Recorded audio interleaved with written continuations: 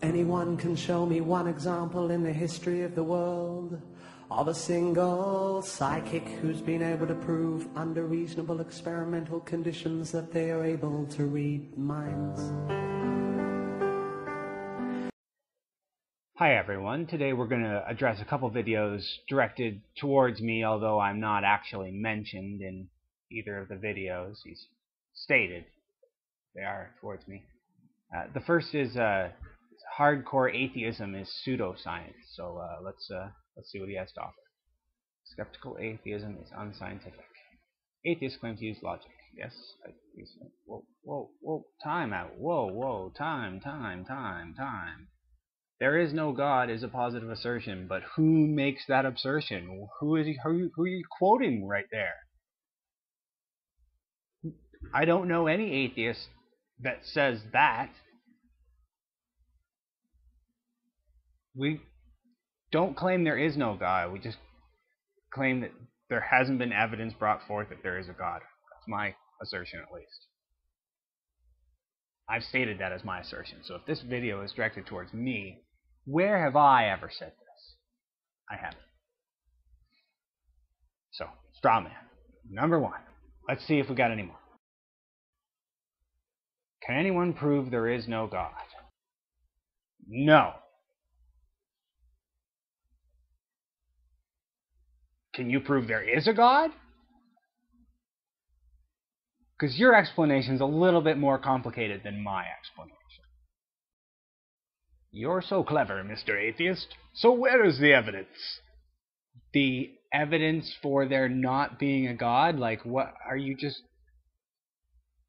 You sound like Shock of God, and you talk about not wanting to be parroting existing ideas, but you're parroting bullshit instead.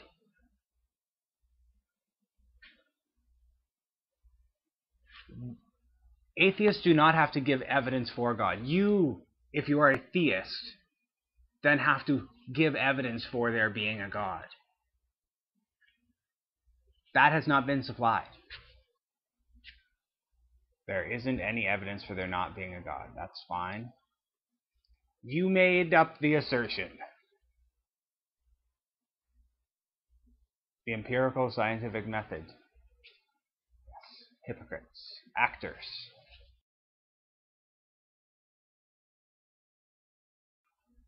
Actually, I would probably classify myself as an agnostic atheist.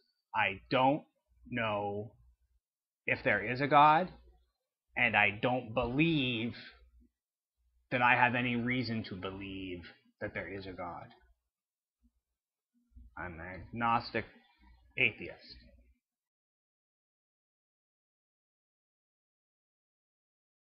You see, but there's a difference between being open-minded and opening your mind so much that your brains fall out. I'll address this at the end. I'll actually let Tim Minchin address this for us.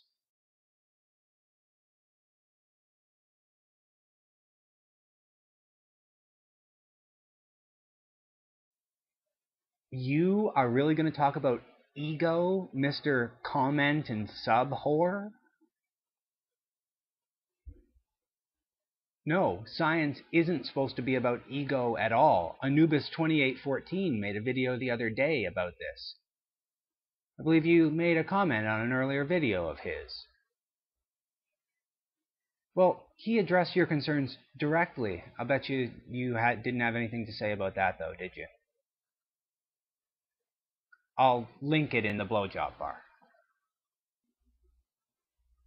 It's all about ego. You're unhappy because God.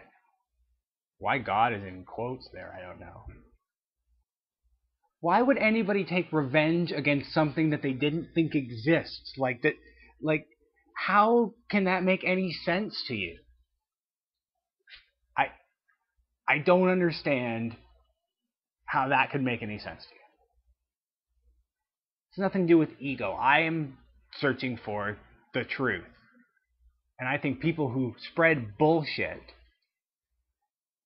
and claim it to be, oh yeah, I think this is true, well, you're an idiot. If you really think that, if you think that just you think something, there's many people come together and we decide what we agree to be the apparent truth. And it can change.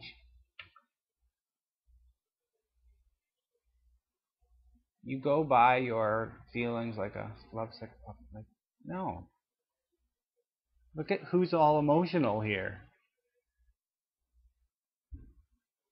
So this is the best. Okay, yes, science is not opinion, it is exploration of our world. Yes, exactly. And so what are you doing? You're reading 20 to 25-year-old pseudoscientific books and claiming them to be science. You say, oh yeah, I'm going for my PhD, but I would not want to know the school that would accept you as a PhD student.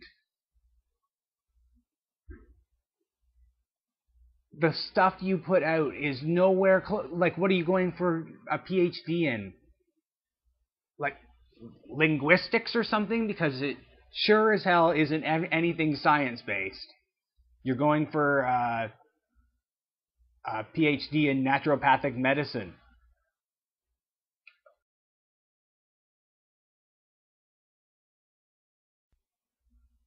Thank you. And the second of these videos, everyone is laughing. I'll play it without the sound, just like the last one, because quite frankly, it's incredibly annoying. Everyone is laughing, yes. Look at all these people laughing. I'm just asking people to be reasonable. Get a girlfriend. Hint, Carl Sagan is not female. Now, this is really what made me make this video. Because, fine, you want to say shit about me and make up straw man arguments, that's fine. You don't want to like actually ask me these things, but instead send me things and then seem to make reasonable explanations and then go on your bipolar mood swings. But Carl Sagan, you have said yourself you don't really know anything about Carl Sagan. How can you possibly make criticisms against this man? Like, Carl Sagan died a few years ago, but if his zombie rose from the grave and said, "You must have a love child with me," fine, I will do that for Carl Sagan. I would suck Carl Sagan's zombie cock if I needed to. That's how great of a man Carl Sagan is. So just watch whose name you're smearing around. I don't claim to be any real scientist, but I listen to what the real scientists say. It's a story about us, how we achieved our present understanding of the cosmos, how the cosmos has shaped our evolution and our culture, and what our fate may be.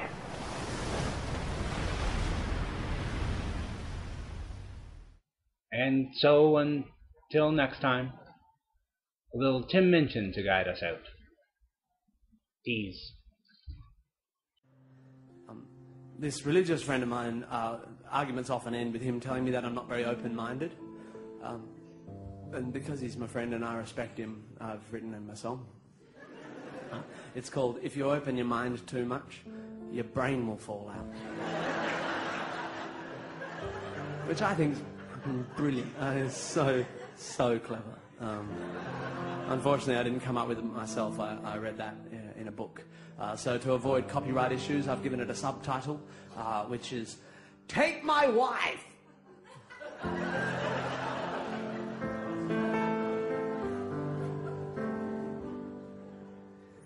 If anyone can show me one example in the history of the world of a single psychic who's been able to prove under reasonable experimental conditions that they are able to read minds.